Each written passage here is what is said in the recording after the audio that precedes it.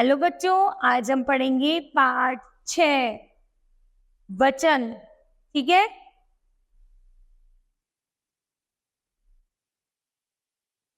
जो शब्द एक या अनेक होने का बोध कराते हैं उन्हें वचन कहलाते हैं।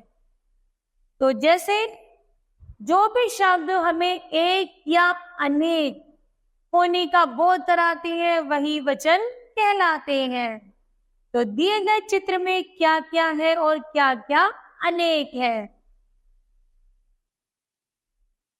जैसे बच्चों यहाँ पर चित्र में क्या क्या एक है, जैसे लड़का एक है, लड़की एक है, बत्तखें क्या है, 1 2 3, तो कितनी है, 3 है, तो बत्तखें अनेक है। उसी प्रकार खरगोश एक है और पक्षी भी एक है।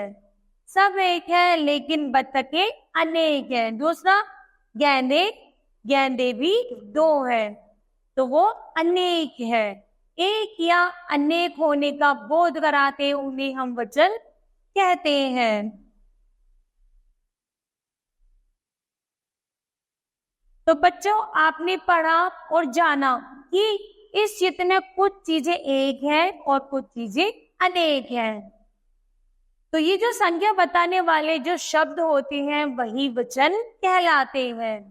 एक संख्या बताने वाले शब्द एक वचन, एक से अधिक संख्या बताने वाले शब्द को हम बहुवचन कहते हैं। इसी प्रकार शब्द के जिस रूप से उसकी संख्या या गिनती का पता चले उसे वचन कहते हैं। शब्द के जिस रूप से संख्या के होने का पता चले कि एक है क्या अनेक है, उसे ही वचन कहते हैं। तो यहाँ पे वचन के भेद, वचन के 2 भेद होते हैं, एक वचन और बहुवचन। एक वचन संज्ञा के जिस रूप से केवल एक व्यक्ति, एक प्राणी और एक वस्तु का बोध होता है उसे हम एक वचन कहते हैं, जैसे मछली, किताब, केला आदि।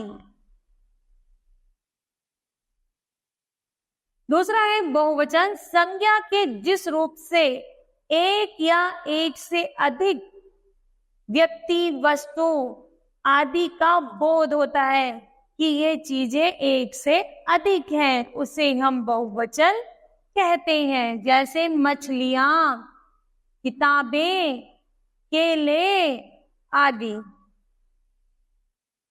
बच्चों इसी प्रकार यहाँ पे हमें पढ़ना है और इनको समझना है कि एक वचन कैसा होता है और बहुवचन कैसा होता है। तो एक वचन जैसे माला, माला क्या है, एक माला। एक माला का बहुवचन क्या बनेंगे, मालाएं, अर्थात बहुत सारी मालाएं। फिर है जूता में एक जूता, जूते अर्थात बहुत सारे जूते। कुर्सी एक कुर्सी, कुर्सियां अर्थात बहुत सारी कुर्सियां। पर्दा एक पर्दा, पर्दे बहुत सारे पर्दे।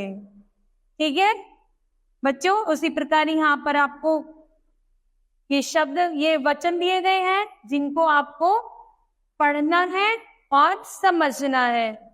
तो बच्चों अंत इस पाठ के अंत में हमने क्या सीखा कि इसमें वचन क्या है, वचन के कितने भेद होते हैं। जैसे इसमें हमने पढ़ा था वचन के 2 भेद होते हैं, एक वचन और बहुवचन। एक वचन क्या है, जिसमें एक वस्तु का, एक संख्या का बोध होता है, उसमें हम एक वचन कहते हैं। बहुवचन जिसमें 2 या 2 से अधिक वस्तु का बोध होता है उसको हम बहुवचन कहते हैं। जैसे हमने यहाँ पर पढ़ा था शब्द जैसे माला, तो एक माला अर्थात मालाएं, तो बहुत सारी मालाएं, वो बन गया हमारा बहुवचन। बच्चों मुझे लगता है कि आज आपको ये पाठ समझ आया होगा। धन्यवाद।